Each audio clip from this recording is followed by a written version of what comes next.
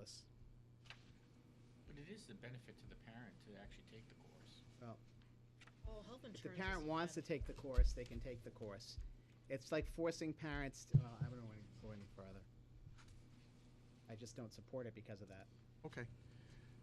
All right, we have a motion, we have a second, no further discussion. All those in favor, please say aye. Aye. Opposed? No. Okay, motion carries by a vote of 3 in favor, 2 opposed, Mr. Webster and Ms. Ericetti opposed. Okay. What's that? No, Karen. No, Karen. I put it to a vote, but I Karen didn't- seconded it. Cliff made the motion, Karen made the second. Okay. Next on the agenda, the town representation on the NORCAM board, and again, the agreement that the town has with NORCAM calls for town representation on the board, and I believe currently the selectmen have already appointed somebody to represent the Board of Selectmen on the NORCAM board? Yes, he's been serving for quite some time. This is since the agreement was established between North Reading and NORCAM, and so we have not had a representative on the committee since I came to the district. In the past, I believe the director of curriculum attended a few of the meetings, but there wasn't regular representation. And at a meeting that I had recently with NORCAM, they did request that either a member of the school committee or a designee attend the meetings. The meetings take place on Thursday evenings once a month. So that would be the responsibility of the person that serves on the committee. Any recommendation as to whether or not we appoint somebody?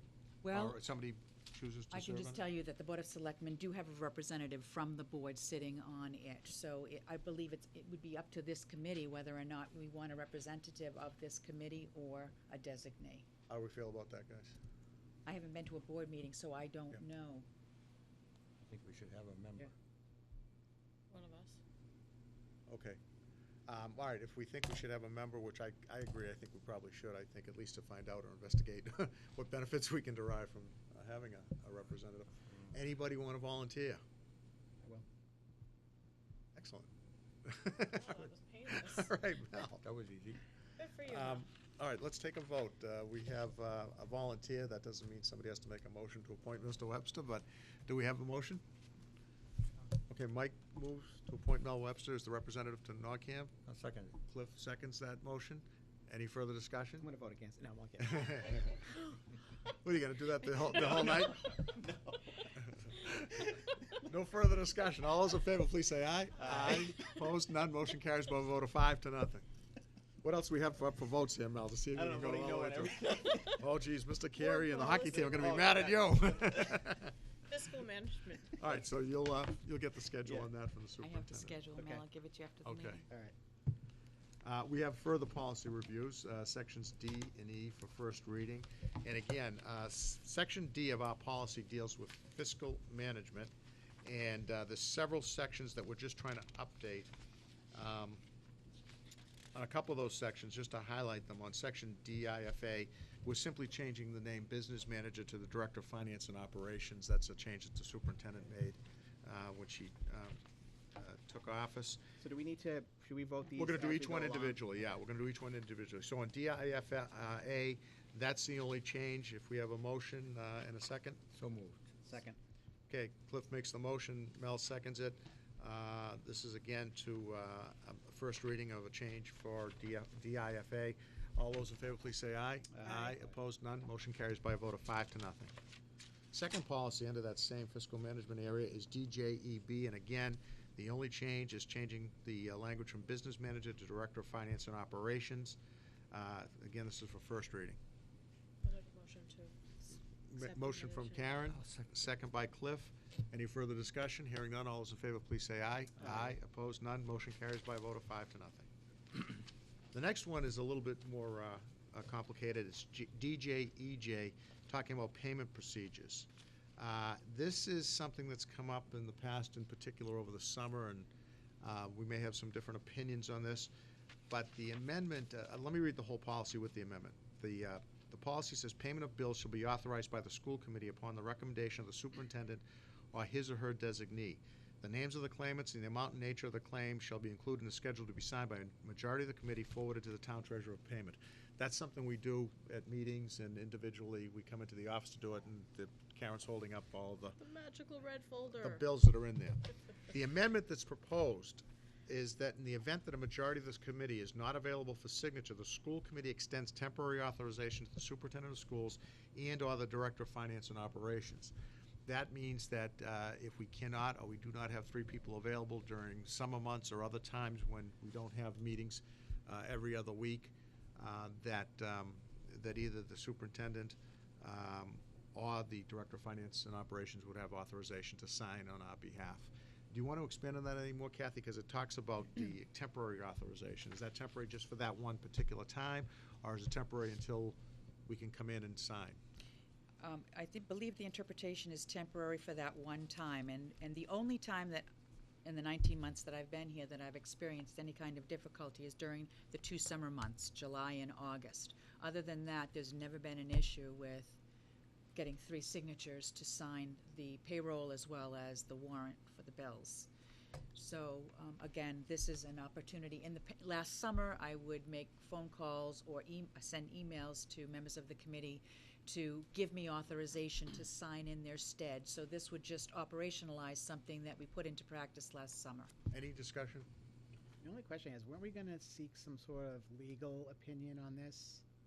I spoke to town council, not town council, I spoke to the town administrator who has a provision similar to this in place. And there is nothing in the charter or in the bylaws that prohibits this from taking place. And the only law that requires 3 signatures is that for a regional school committee and not a regular town school committee. Anybody?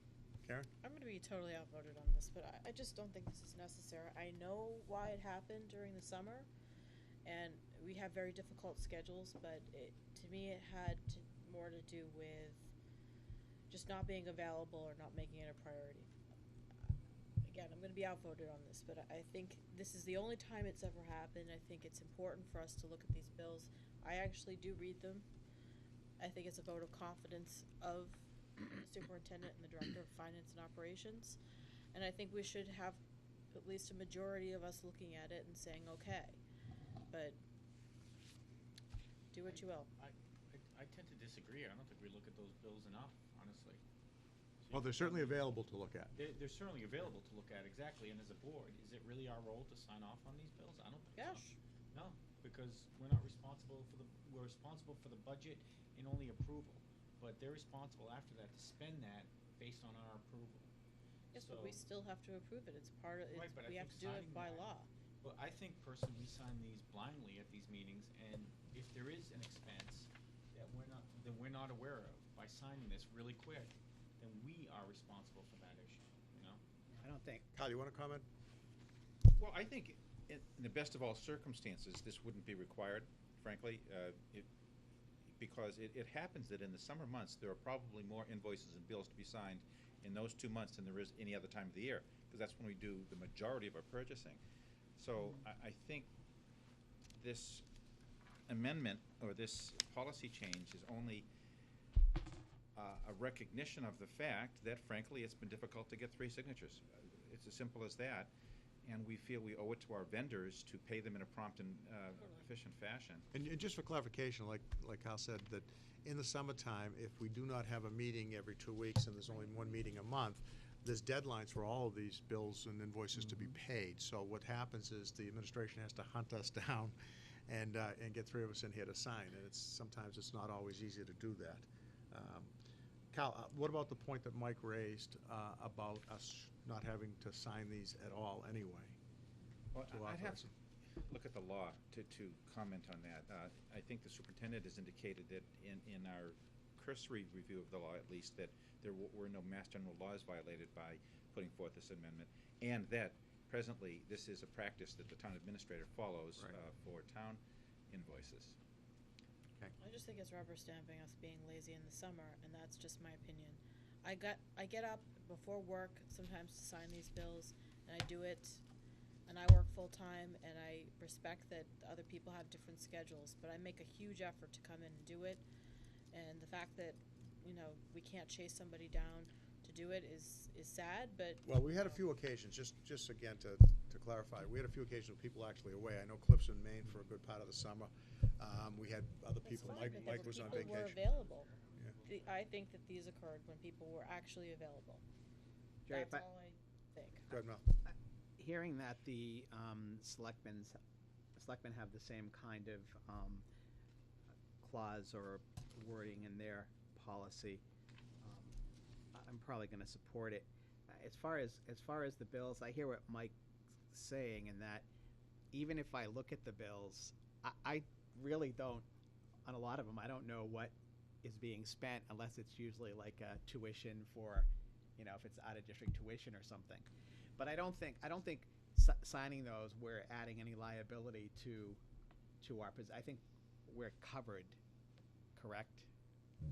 Well, I think what we're doing is we're signing that, that what's been we presented to authorize. us, we've had an opportunity to read. I mean, whether you have an opportunity to look at every one of those isn't gonna mean whether or not you I are mean, I gonna personally follow up think with the if we're documentation. signing them, we should scrutinize them pretty good.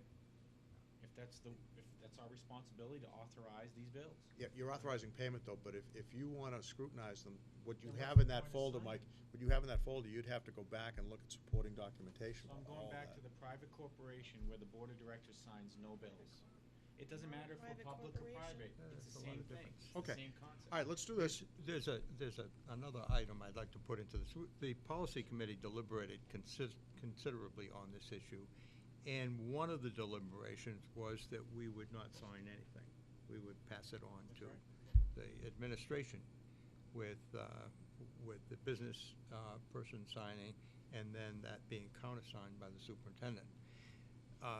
And we went around that, and that we got pushback on that, frankly, from those two individuals. They thought that, it was important for us to be signing those. And so what you're looking at here is something that's going to be used very judiciously. It's going to be the exception rather than the rule. And the There's policy no needs to say interest that. in taking that over. So we have that, if that helps in moving, some Well, comfort we could on certainly this. entertain any amendments that people wanna make, if that's gonna change their opinion on this. No, I've already expressed Okay. my opinion. Any amendment I could make would not help. All right, what I'm gonna do I would is, say, I do agree, though, that I'm signing things that I don't.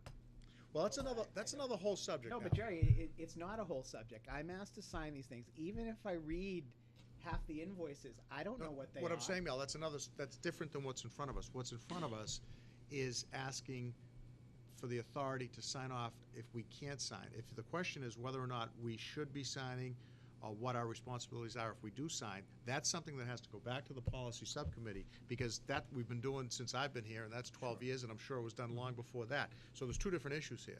See, that's you what know. I was hoping we were gonna get some sort of legal input on, from a state level. What do other school districts do?